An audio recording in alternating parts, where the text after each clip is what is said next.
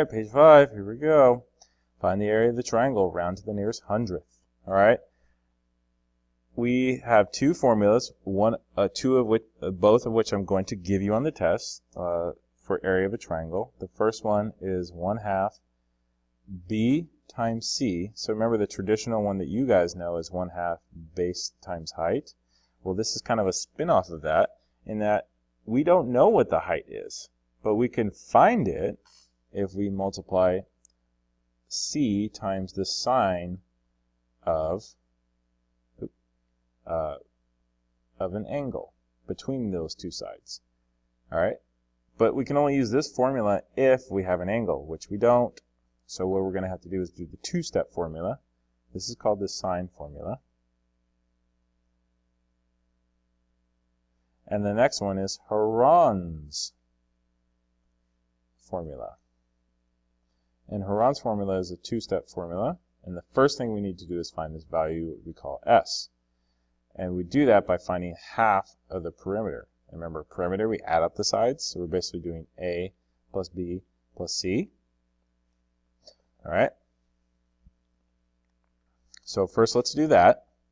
So 1/2 times a plus b plus c, which is 7.7, plus 20, plus 25.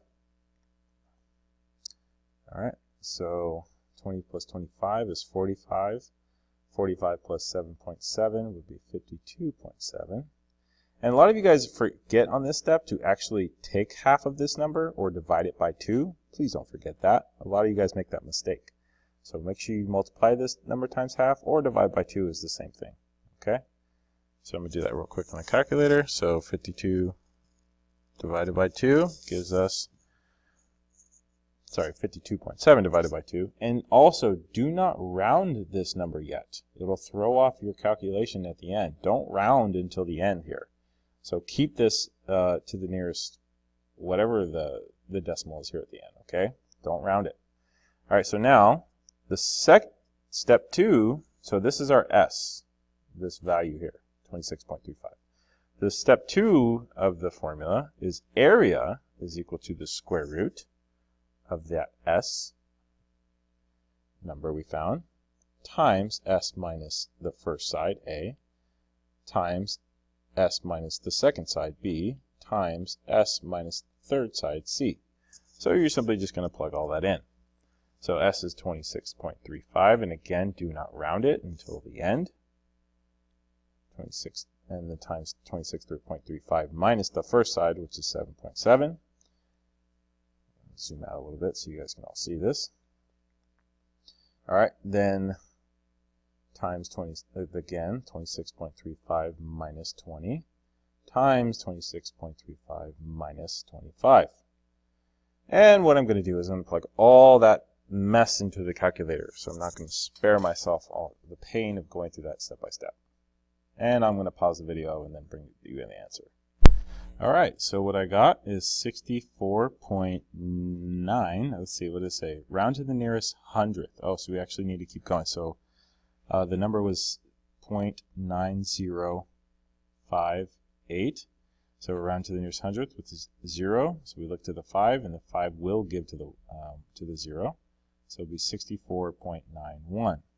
Now what's also important here is the units. Okay, so the units here are going by feet. But remember, we're talking about area, and area we put squared. So 64.91 feet squared. All right? So remember, please, please do not round it here, because you will get a totally different answer here. It might be as much as a difference of 6 square feet. It could be like 70, just because you rounded it too early. Okay? So, and also make sure you write the correct units. All right? Next problem. Number 33. Okay, so what we want to do here is we're just going to convert 1/35 to radians. And the way we do that is when we go from degrees to radians,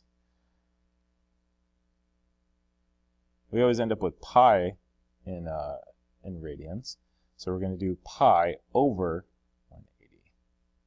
And if we want to go back the other way, then we do the same thing, but we multiply 180 over pi. Okay? So 135 times pi over 180, So we just put 135 over 180. And then what we need to do here is simplify that 135 over 180. So I'm going to do that kind of one step at a time because I don't really know off the top of my head what divides into 135 and 180. So I know that 5 will go.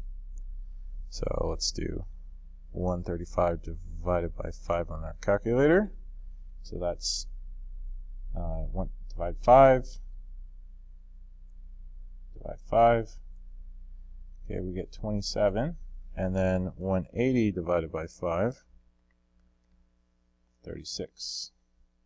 And I know I can keep going with that because right away I can see that the 9 goes into both of those. So now I'm going to keep simplifying here. Divide 9.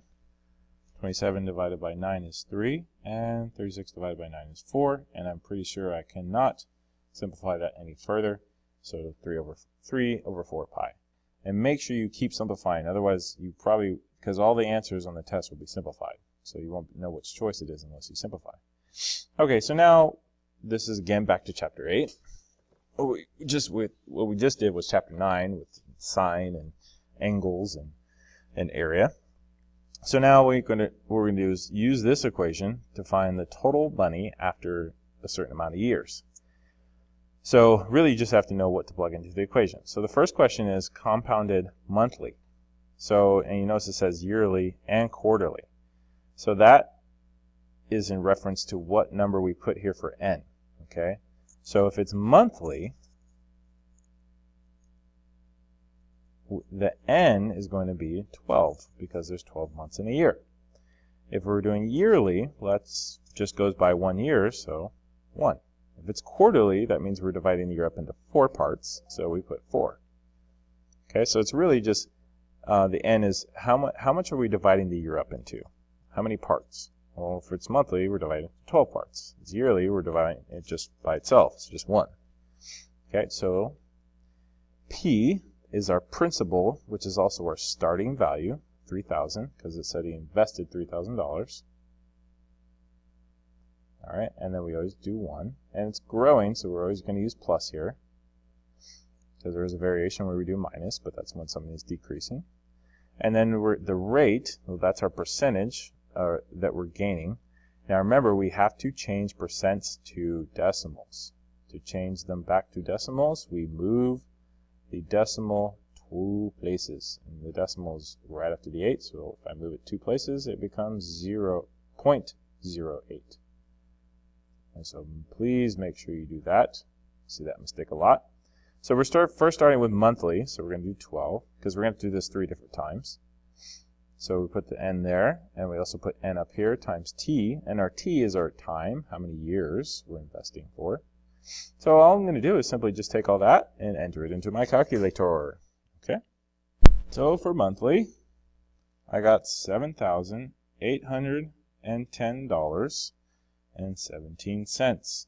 And remember, we're talking about money, right? And money is always rounded to the nearest hundredth, or you could say the nearest penny, right?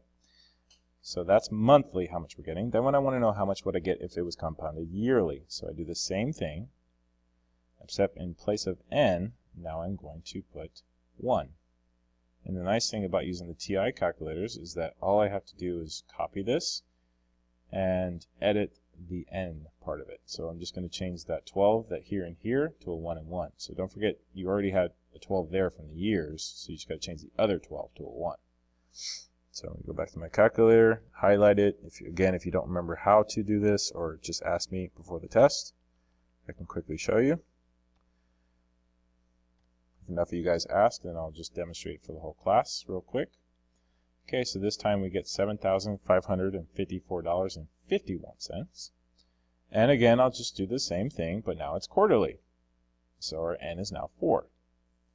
So simply just change that n to a 4 here on the bottom, and then here in the exponent.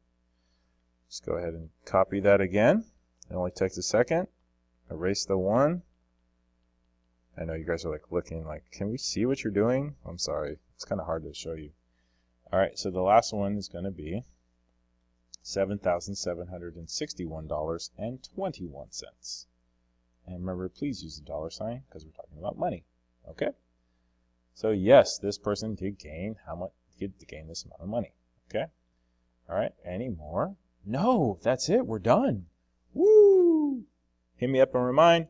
Come early in the morning at 7:30 if you want to study a little bit before the test, because remember when you guys get to class, we will not have much time, maybe 10 or 15 minutes, because I want you guys to have as much time as possible to do the 41 questions on the test.